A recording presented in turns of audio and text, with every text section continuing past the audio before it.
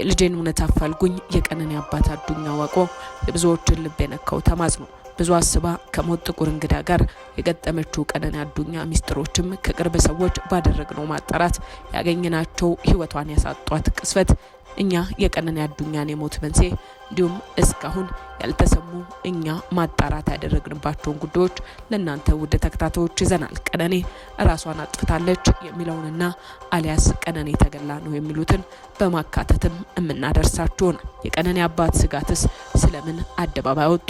በዚህ ሀዘናቸው ወቅትስ ተስፈኛውና ታታሪ ልጃቸውን ያጡት አቶ አዱኛ ዋቆ ስጋትስ ለምን አየለ የሚለውንም በመረጃ ሰዓታችን አካተናል። ፍርድ ቤት የቀረበው አንዱዓለም ጎሳ ከፍርድ ቤት የተሰማው ያልተጠበቀ መረጃንም ይዘናል። በአንዱዓለም ጎሳ ጉዳይ ለምን የአዲስ አበባ ፖሊስና የኦሮሚያ ፖሊስስ የገቡት ውዝግብ ይህንንም መረጃ አካተን ልናደርሳችሁ ነው። ሌላኛው ሰበር መረጃም ይዘናል። አርቲስት የግድያ ሙከራ እየተደረገብኝ ነው ሲል አደባባይ ላይ ይፋ አድርጓል። ይህ ተወዳጅና ታዋቂ አርቲስት ማን ነው? ለምንስ ነው የግድያ ሙከራ እየተደረገበት ያለው የሚለውንም በዝርዝር የምናደርሳችሁናል። ሰላም ጤና ይስጥልን የተወደዳችሁ የቻናላችን ቤተሰቦች በያላችሁበት የበዛ ሰላም ለእናንተ ውድ ተከታታዮቻችን ይሁን ያለን ሰሞንኛ ወቅታዊ ሀገራዊና ትኩስ መረጃዎችን በመረጃ ሰዓታችን ይዘን መጥተናል። ታዲያ እናንተም ለቻናላችን አዲስ ከሆናችሁ ቻናላችንን ሰብስክራይብ እንዲሁም የደውል ምልክቷን በመጫን ዘላቂ የሆነ ቤተሰብነትን ከኛ ጋር ይመስርቱ። ትኩስና ፈጣን መረጃዎችም በፍጥነት እንዲደርሱ ያድርጉ እያለን ወደ ዛሬ ቀዳሚ መረጃችን አለፍን። ወደ ዛሬ ዝርዝር ቀዳሚ መረጃችን ስናልፍ ከሰሞኑን በስፋት መነጋገሪያ ስለሆነው የቀነኒ ጉዳይ የምንመለከት ይሆናል። የቀነኒ አጭር የትዳር ቆይታም የሞቷ መንስኤ የወጡ እጅግ ልብ ሰባሪ መረጃዎችም ደርሰውናል። በትዳሯ ደስታ የራቃት ቀነኒም እስከ ወዲያኛው ይህን ዓለም ተሰናብታለች። ከዩኒቨርሲቲ ተመርቃ በሞዴሊንግ እየሰራች በሶሻል ሚዲያዎችም ላይ ብዙ ተከታይ ማፍራት የቻለችው ቀነኒ በዚህ መሀል የጀመረችው ግንኙነት ግን ቀነኒን በአንዴ ከእያንዳንዱ እንቅስቃሴዎቿም ገጥተዋታል። በምሩጫ ጊዜዋ መስራት ሳትችል ተከልክላና ከሰዎች ጋር ከምታደርጋቸው ግንኙነት ተገታ እቤት የቀረችው ቀነኒ ታዲያ ከዚህ ሁሉ እንቅስቃሴ ተገታ የቀረችው በየጊዜው የምታሳልፈው የብቸኝነት ጊዜ አድጎ ድብርት ውስጥ የጣላት ስለ ፍቅር ዘፍኖ ብዙዎችን ያፋቀረው የኦሮምኛ ሙዚቃ አቀንቃኝ አንዱዓለም ጎሳም ያዜመው የግጥም ስንኞቹ እሱ ቤት ግን አልሰሩ። አንዱዓለም ጎሳ የፍቅር አጋሩን ቀነኒን ከእንቅስቃሴዎቿ ከመክታትም ባለፈ ብዙ ድብደባ ያደርስባት ስለነበረም የሚያውቁ ሁሉ ለምን አፈቹም የሚል ምክርን ይለግሷትም ነበር። ትዳሯን ከቀን ወደ ቀን አቀነዋለሁ ያለችው ቀነኒ ግን የልቧ ሳይሞላላት በቤሎ መሞሸር እንደናፈቃት ታግላ ያቃታት ትዳሯን በሞት የፈታችው። ለዚህ ሞቷ መንስኤም ፖሊስ እየተጣራ ነው ይበል እንጂ ቀነኒ ተገላ ነው የሚለው በስፋት ይነሳል። ከባለቤቷ አንዱዓለም ጋር የቀለሱት ጎጆ ላይም የገባችው የአንዱዓለም እህት ሌላኛው የቀነኒ ከባድ ፈተናም እንደነበረችና ከእህቱ ጋርም በተደጋጋሚ ጸብ ውስጥ ይገቡ እንደነበርም ከቅርብ ሰዎች መስማት ይቻል ነው። በፈተና የታጀበው ትዳሯ ለመኖር አዳግቷት የሞት እጣ በወጣልኝ አንደኛን በተገላገልኩት ስትል ሲታይ ያማረ የመሰለውና በቀነኒ ሳቅ የተሸፈነው የሁለቱ ትዳር ቀነኒን እስከ ወዲያኛው ከዚህ ትዳር ስትወጣ ገአድ አደባባይ ላይ የወጣው አሁን በዚህ ሞትና በእውነት መካከል የሚደረገው ሁሉ ያሳሰባቸው አባትም እንዲህ ሲሉ ተማጽነዋል።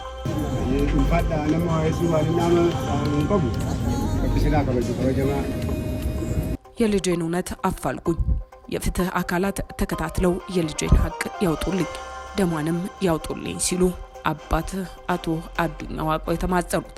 የወጣቷ ቀነኒ አዱኛ ስርዓተ ቀብር በአዲስ አበባ ቅድስት ስላሴ ካቴድራልም መፈጸሙ ይታወሳል። ለጋዋ ወጣት ቀነኒ ከፍቅረኛዋ ድምፃዊ አንዱዓለም ጎሳ ጋር ከሚኖሩበት መኖሪያ ቤት ሌሊት 10 ሰዓት ገደማ ከ5ኛ ፎቅ ወለል ወድቃ ህይወቷ እንዳለፈ መነገሩም ይታወሳል። የአዲስ አበባ ፖሊስ ቀነኒ አዱኛ ከቤቷ የማብሰያ ክፍል በኩል ካለው በረንዳ 5ኛ ፎቅ ላይ ለጊዜው ምክንያቱ ባልታወቀ ሁኔታ ወድቃ ለሕክምና እርዳታ እየተወሰደች ባለችበት ወቅት ህይወቷ እንዳለፈም ገልጾም ነበር። በወቅቱ አብሯት የነበረው ድምፃዊ አንዱዓለም ጎሳን በቁጥጥር ስር አውሎ ምርመራም እያከናወነም እንዳለ አስረድቷል። በቅድስተ ስላሴ በተፈጸመው ስርዓተ ቀብር ላይም ፍቅረኛዋ አርቲስት አንዱዓለም ጎሳ በፖሊሶች በመታጀብ ተገኝቶ እርሙን በማውጣት ስርዓተ ቀብሯ ላይም ተገኝቷል። የቀብር ስነ ስርዓት ከተፈጸመ በኋላ አባት አቶ አዱኛ ዋቆ ባስተላለፉት መልእክታቸውም ሁላችሁንም የምጠይቀው አርቲስቶችንም ለእናንተም የማስተላልፈው መልእክት የልጄን እውነት አፋልጉኝ፣ እንደ ሃጫሉ ሞትም ተደባብሶ እንዳይቀርብኝ ብለዋል። እኔ ለማስተማር ነበር ከቅፌ ያወጣት እንጂ እንዲህ እንድትቀጠፍብኝ አልነበረም፣ ሌላ የምለውም የለም ሲሉም ተደምጠዋል። አባት አቶ አዱኛ ዋቆ እኔ ቀነኔን የማውቃት እጅግ ታታሪ፣ ስራን የምትፈጥር ደግሞም ስራ አክባሪ ናት። እንዲህ እርኩስ መንፈስ ይዟት ራሷን ታጠፋለች የሚል ውሸት ነው የምለው። እሷ ሲቸገሩ እንኳን ተበድራ የምትሰጥ እንጂ ከሷ ይህ አይጠበቅም በማለት በልጃቸው ህልፈት መሪር ሀዘናቸውንም ገልጸዋል። እኔ አሁንም ቢሆን የፍትህ አካላት ተከታትለው ሀቄን ያውጡልኝ ነው፣ ደሟን ያውጡልኝ ነው፣ ሌላ ምንም የምለው የለኝም ሲሉ አስረግጠው ነው የተናገሩት። ለጋዋ ወጣት ቀነኒ አዱኛ ከአባቷ አቶ አዱኛ ዋቆና እናቷ አስቴር መኮንን መጋቢት 7 ቀን 1991 ዓመተ ምህረት ነው የተወለደችው።